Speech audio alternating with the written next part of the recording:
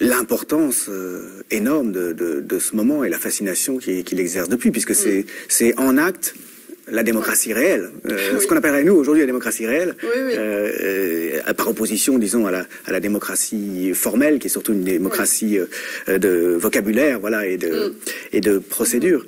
Ceux qui sont gouvernés accèdent au gouvernement, quoi. Oui, c'est ça.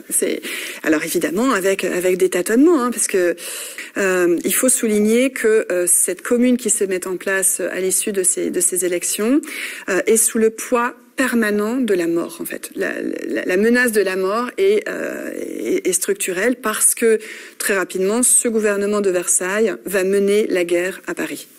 Et donc, concrètement, en termes de rapports sensibles aussi à l'espace, ça veut dire qu'il y a les canonnades tout le temps. Il y a des destructions d'immeubles, de logements, parce que l'armée versaillaise se poste sur les pourtours de Paris. Donc après le siège des Prussiens, il y a désormais le siège des Versaillais. Hein, c'est la guerre civile, et donc il y a des morts tous les jours que la commune connaît. La commune doit consacrer, des ressources humaines, ça n'a plus du tout le même sens aujourd'hui. Mais voilà, des hommes qui doivent combattre cette armée versaillaise, hein, donc les fédérés, hein, qu'on a déjà évoqués.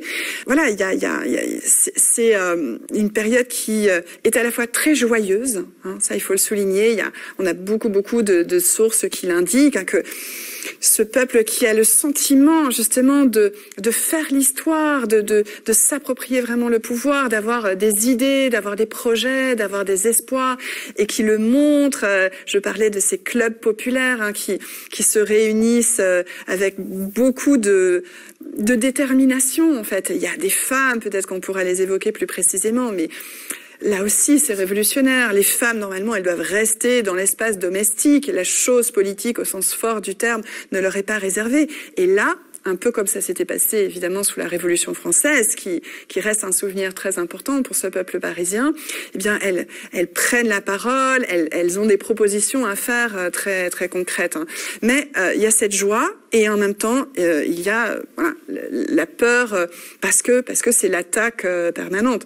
Et donc, c'est aussi comme ça que les réalisations de la commune se mettent en œuvre, avec toujours cette double difficulté terrible, écrasante. D'une part, une difficulté financière, puisque la commune est privée de l'essentiel de ses ressources, hein. J'y faisais allusion. Jules Ferry, il a quitté Paris, y compris en emmenant, mais vraiment concrètement, les coffres, hein, certains coffres, certaines caisses, l'argent, sous des bâches d'une charrette, hein. Bon. Ça se passe d'une manière à la fois clandestine et cynique.